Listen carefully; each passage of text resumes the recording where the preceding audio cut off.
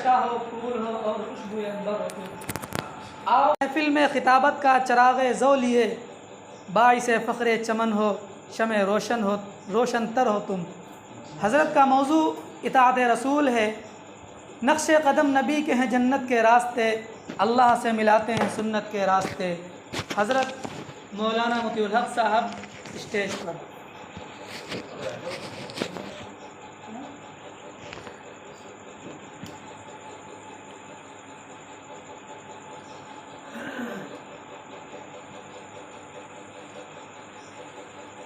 خالی فوکس رکھ لیں،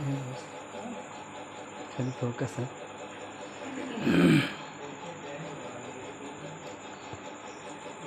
بسم اللہ الرحمن الرحیم، الحمد للہ وحدہ والصلاة والسلام علی من لا نبی بعدہ، اما بعد فاعوذ باللہ من الشیطان الرجیم، بسم اللہ الرحمن الرحیم، وما آتاکم الرسول فخذوه ما نهاکم عنه فانتهوا، وقال تعالی ومن يطع الرسول فقد اطاع اللہ، صدق اللہ العظیم۔ قال النبی صلی اللہ علیہ وسلم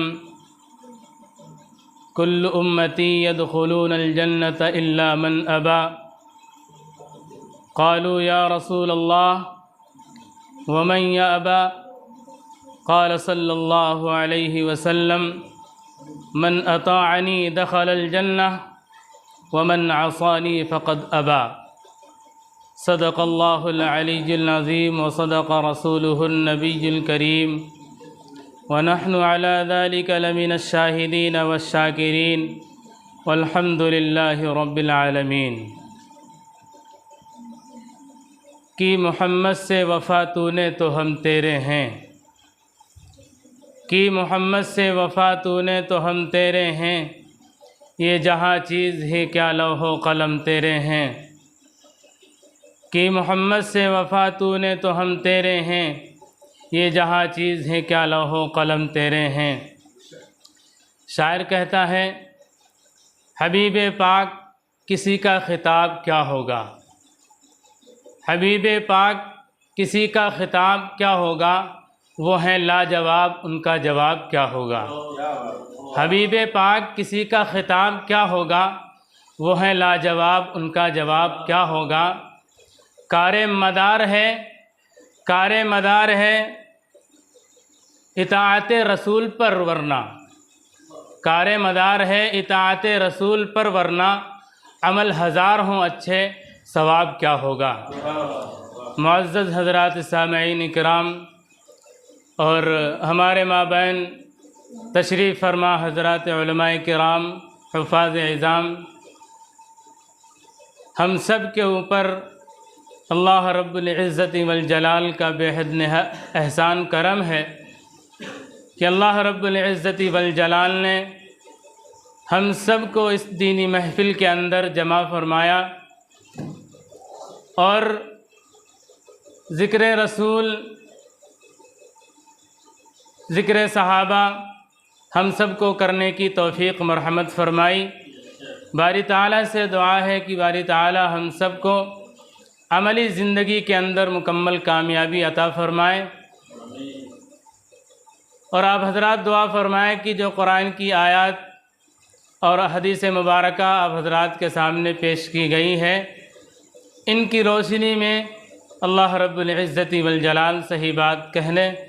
اور ہم سب کو اس پر عمل کی توفیق مرحمت فرمائے۔ میرے محترم بزرگوں اور دوستوں، اللہ رب العزت والجلال نے نبی پاک صلی اللہ علیہ وسلم کی محبت کو اپنی محبت سے جوڑا ہے۔ معلوم یہ ہوا کہ جب تک نبی کریم صلی اللہ علیہ وسلم کی محبت ہمارے دل میں نہیں ہوگی، اس وقت تک ہم اللہ رب العزت والجلال کے قریبی اور نزدیکی اور محبوب نہیں بن سکتے۔ محبت رسول کا تقاضا ہے اطاعت رسول۔ اطاعت رسول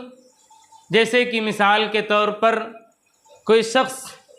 یہ دعویٰ کرتا ہے کہ ہم نبی پاک علیہ السلام سے سچی پکی محبت کرتے ہیں، لیکن حقیقت یہ ہے کہ جب زندگی کو کھنگال کر کے دیکھا جاتا ہے، زندگی کو ٹٹول کر کے دیکھا جاتا ہے، تو معلوم یہ ہوتا ہے کہ وہ دعوے میں بالکل غلط ہے۔ کیوں؟ اس لیے کہ نبی پاک صلی اللہ علیہ وسلم کے جو طریقے ہیں، جو ہدایات ہیں، جو تعلیمات نبی کریم علیہ السلام نے اپنی امت کو دی ہیں، ان ہدایات اور تعلیمات کے مطابق ہماری زندگی نظر نہیں آتی۔ جو تعلیمات نبی کریم علیہ السلام نے ہم تک پہنچائے ہیں، حضرات صحابہ کرام رضی اللہ تعالی عنہم اجمعین نے جن کو لے کر کے، جن ہدایات کو لے کر کے، جن طریقوں کو لے کر کے پوری دنیا کے اندر پھیل کر کے ہم سب کو یہ پیغام دیا، یہ درس دیا، اگر حقیقت کے آئینے میں دیکھا جاتا ہے تو معلوم یہ ہوتا ہے کہ وہ جو طریقے، جو وہ ہدایات حضرات صحابہ کرام رضوان اللہ تعالی علیہم اجمعین لے کر کے آئے ہیں، وہ ہم سب کی زندگیوں سے بہت دور نظر آتے ہیں۔ اب ایک مثال آپ حضرات کے سامنے رکھتا ہوں، جیسے کہ مثال کے طور پر والد صاحب یا والدین بیمار پڑے ہوں، اب اپنے بیٹے سے یہ کہیں کہ بیٹا مجھے ایک گلاس پانی چاہیے ہے، مجھے پیاس لگ رہی ہے، میں معذور ہوں، کمزور ہوں، بستر سے لگ رہا ہوں، چارپائی سے لگا ہوا ہوں، لہذا میں اپنے ہاتھ سے نہیں لے سکتا، تم میرے بیٹے ہو، مجھ سے محبت کرتے ہو، لہذا تم مجھ کو ایک گلاس پانی لا کر کے دے دو، میں اپنی پیاس کو بجھاؤں گا۔ اب بیٹا اس بات میں جواب میں یہ کہہ دے کہ اے ابو جان، اے میرے والدین، آپ سے میں محبت تو ضرور کرتا ہوں، آپ کے چہرے کو دیکھنے کے لیے میں ترستا رہتا ہوں، آپ کے دیدار کو میں ترستا رہتا ہوں، آپ کی قربت کو میں ترستا رہتا ہوں، لیکن مجھ سے یہ نہیں ہو سکے گا کہ آپ کو ایک گلاس پانی لا کر کے دوں۔ تو بتائیے کہ وہ شخص اپنے دعوے میں سچا ثابت ہو سکتا ہے کیا؟ اس کی دلیل یہ ہے کہ جب باپ نے کہا، والدین نے کہا کہ ایک گلاس پانی مجھ کو دے دیجئے، تو بچے کی و اولاد کی ذمہ داری بنتی ہے کہ اپنے والدین کو، اپنے باپ کو ایک گلاس پانی لا کر کے دے، اس کو پلائے۔ اس کے حکم کی اطاعت ضروری ہے، اس کی بات کو ماننا ضروری ہے۔ جب تک اس کی بات کو مانے گا نہیں، اطاعت کا حکم اس کے اوپر لگایا نہیں جا سکتا۔ اطاعت کے متعلق اس کے متعلق کچھ بھی نہیں کہا جا سکتا۔ یہ نہیں کہا جا سکتی ہے کہ باپ کا فرما بردار ہے، یہ نہیں کہا جا سکتا کہ یہ والدین کا فرما بردار ہے، یہ نہیں کہا جا سکتا ہے کہ اپنے والدین کی باتوں کو ماننے والا ہے، یہ نہیں کہا جا سکتا ہے کہ واقعی یہ سچی پکی محبت کرنے والا ہے۔ میرے محترم بھائیوں، بالکل اسی طرح سے نبی پاک علیہ السلام کی زندگی ہم سب کے ساتھ جڑی ہوئی ہے۔ اگر ہم یہ کہتے ہیں کہ ہم نماز نہیں پڑھیں گے، روزے نہیں رکھیں گے، یا دیگر اعمال نہیں کریں گے، دیگر احکامات کو ہم پورا نہیں کریں گے، تو میرے محترم بھائیوں، ہم یہ بالکل ڈنکے کی چوٹ پر یہ کہہ سکتے ہیں کہ نبی پاک علیہ السلام کا سچا جانشین نہیں ہے، نبی پاک علیہ السلام سے سچی پکی محبت کرنے والا نہیں ہے، نبی پاک علیہ السلام کی اطاعت اس کے دل کے اندر نہیں ہے۔ اسی بات کو نبی کریم علیہ السلام نے ارشاد فرمایا کہ وہ شخص جو مجھ سے محبت کرتا ہے، میری اطاعت کرتا ہے، اللہ رب العزت والجلال اس کو جنت کے اندر داخلہ نصیب فرمائیں گے۔ جو شخص مجھ سے محبت کرتا ہے، میری اطاعت کرتا ہے، میری نافرمانیوں سے گریز کرتا ہے، میری نافرمانیاں نہیں کرتا ہے، اللہ رب العزت والجلال اس کو جنت کا ٹکٹ گویا کی عطا فرماتے ہیں۔ جو شخص یہ دعویٰ کرتا ہے کہ ہم نبی پاک علیہ السلام سے محبت کرنے والے ہیں، لیکن حقیقت کچھ اور ہے، تو یقین جانیے کہ اس حدیث کا مصداق نہیں بن سکتا، اس حدیث کا مصداق نہیں بن سکتا۔ نبی کریم علیہ السلام نے فرمایا لِكُلِّ أُمَّتِي يَدْخُلُونَ الْجَنَّةِ، کہ ہر ایک شخص جنت میں داخل ہوگا، میری امت میں ہر ایک شخص جنت میں داخل ہوگا إِلَّا مَنْ أَبَى، جس نے انکار کر دیا۔ حضرات صحابہ کرام رضی اللہ عنہم اجمعین سامنے بیٹھے ہوئے تھے، انہوں نے پوچھ لیا کہ قالوا یا رسول اللہ، کہ اللہ کے رسول علیہ السلام کیسے انکار کرے گا، کیا بات ہے، کیا وجہ ہوگی اس کی؟ تو اللہ کے رسول علیہ السلام نے ارشاد فرمایا من اطاعنی دخل الجنہ، جو شخص میری اطاعت کرے گا وہ جنت کے اندر داخل ہو جائے گا۔ ومن عصانی فقد ابا، جس نے انکار کر دیا، میری نافرمانی کی، میری باتوں کو نہیں مانا، میری اطاعت نہیں کی، اس نے گویا کہ انکار کر دیا، وہ انکار کرنے والا ہے۔ اب ہم اندازہ لگائیں، غور کریں کہ حضرات صحابہ کرام رضی اللہ عنہم اجمعین نے اپنی زندگی سے کس طور پر نبی کریم علیہ السلام کی اطاعت کر کے دکھائی ہے، اور یہ بتایا ہے، امت کو یہ پیغام دیا ہے کہ نبی کریم علیہ السلام کی اطاعت ہی محبت رسول ہے، اس کے علاوہ کچھ بھی نہیں ہے۔ حضرت عمر فاروق رضی اللہ تعالی عنہ طواف فرما رہے ہیں، طواف فرماتے ہوئے حجر اسود پر نظر پڑتی ہے تو حجر اسود کو بوسہ لیتے ہیں، اور اس کے بعد حجر اسود کو، اس پتھر کو مخاطب کر کے حضرت عمر رضی اللہ تعالیٰ عنہ یہ کہتے ہیں کہ اے پتھر، میں جانتا ہوں کہ تو ایک پتھر ہے، تو نہ نفع پہنچا سکتا ہے نہ نقصان پہنچا سکتا ہے، لیکن خدا کی قسم اگر نبی کریم علیہ السلام کو میں نے تجھے بوسہ دیتے ہوئے نہیں دیکھا ہوتا تو قسم خدا کی میں آج تجھ کو بوسہ نہیں دیتا۔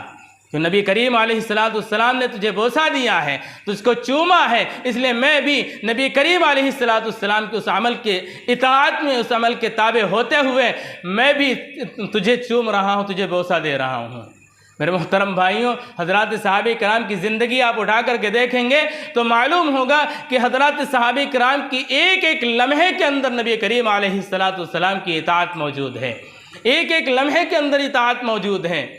جو میں نے آیت آپ حضرات کے سامنے پڑھی ہے، وَمَا آتَاكُمُ الرَّسُولُ فَخُذُوهُ وَمَا نَهَاكُمْ عَنْهُ فَانْتَهُوا۔ اللہ تبارک و تعالیٰ نے اس آیت کے اندر یہ ارشاد فرمایا ہے کہ جو رسول تمہیں دے دیں وہ لے لو، جس سے منع کر دیں اس سے باز آ جاؤ۔ یہ آیت اگرچہ مال فے کے بارے میں اللہ تبارک و تعالیٰ نے نازل فرمائی ہے، اور اس میں بہت ساری جیسے کچھ طبقات اللہ تبارک و تعالیٰ نے ان میں بنا دیے، اور مال کا دینا، کتنا نہیں دینا، اللہ تبارک و تعالیٰ نے نبی کریم علیہ السلام کی ثوابدید کے اوپر رکھا ہے۔ لیکن قرآنی آیات جو ہوتے ہیں ان کے صرف اموال کے اعتبار سے نہیں، اموال کے مطابق نہیں احکامات جاری ہوتے ہیں، بلکہ دیگر احکامات کے مطابق بھی ان کو جاری کیا جا سکتا ہے۔ جس طرح سے چنانچہ حضرت عبداللہ بن مسعود رضی اللہ تعالیٰ عنہ دیکھتے ہیں کہ مکہ المکرمہ کے اندر ایک شخص احرام سلا ہوا باندھے ہوئے ہے، تو اس کو فوراً ٹوک دیتے ہیں کہ اس طرح سے نہ پہنو، اس کو اتار دو جا کر کے، بغیر سلا ہوا پہنو، چونکہ نبی کریم علیہ السلام کا یہ فرمان نہیں ہے اور آپ کا طریقہ نہیں ہے، آپ نے یہ نہیں بتایا، بغیر سلا ہوا کپڑا پہنا جاتا ہے، بغیر سلا ہوا احرام پہنا جاتا ہے۔ تو وہ شخص کہنے لگے حضرت عبداللہ بن مسعود رضی اللہ تعالیٰ عنہ سے کہ قرآن کی کوئی آیت ہو تو بتاؤ، اس طور پر اگر کوئی آیت ہو تو انہوں نے یہی آیت پیش کی، وَمَا آتَاكُمُ الرَّسُولُ فَخُذُوهُ وَمَا نَهَاكُمْ عَنْهُ فَانْتَهُوا۔ معارف القرآن کے اندر یہ چیز موجود ہے، آپ دیکھ لیں گے۔ تو کہنے کا مطلب اور مقصد یہ ہے کہ اللہ رب العزت والجلال نے تمام حضرات صحابہ کرام رضی اللہ عنہم اجمعین کے اندر اطاعت رسول اس طرح سے پیوست کر دیا تھا کہ زندگی کا ایک ایک لمحہ انہوں نے نبی کریم علیہ السلام کی اطاعت کے مطابق ہی گزارا ہے، اس کے خلاف انہوں نے اپنے قدموں کو آگے بڑھانے کی کوشش نہیں کی ہے، اس کے خلاف انہوں نے اپنے آپ کو بڑھانے کی کوشش نہیں کی ہے۔ یہی حضرات صحابہ کرام ہیں جن سے ہمیں سبق ملتا ہے، جن سے ہمیں درس ملتا ہے۔ پوری دنیا کو اللہ تبارک و تعالیٰ نے ان کے فیض سے، ان کی صحبت سے گویا کہ معطر کر دیا ہے۔ وہی حضرات صحابہ کرام ہیں جن کے متعلق اللہ کے نبی علیہ السلام نے ارشاد فرمایا تھا، اصحابی کالنجوم فبأیہم اقتدیتم اہتدیتم، میرے صحابہ تو ستاروں کے مانند ہیں، ان کے راستے کو اختیار کرو گے کامیاب ہو جاؤ گے۔ اس لیے میرے محترم بھائیوں، ہم بھی درخواست کرتے ہیں، یہ گزارش کرتے ہیں،